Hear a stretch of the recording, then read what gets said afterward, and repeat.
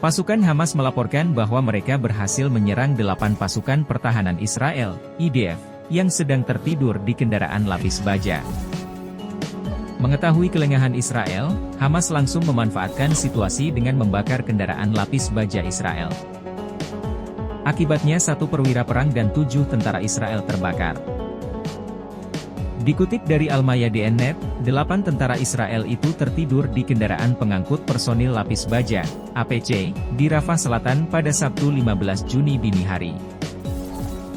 Media Israel pun mengonfirmasi tewasnya 8 tentara Israel ini. 1 di antara 8 tentara Israel itu dilaporkan sebagai perwira tempur. Sejauh ini tidak dijelaskan secara spesifik jenis peluru anti-tank yang digunakan Hamas untuk menembak APC Israel. Namun serangan itu mengakibatkan ledakan dan kebarakan hebat di tank IDF. Kobaran api itu mampu menewaskan 8 tentara Israel yang sedang tertidur di dalamnya.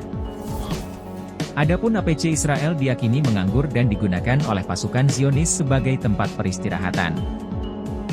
Dilaporkan mayat para tentara Israel pun terbakar habis, begitu pula APC yang hancur.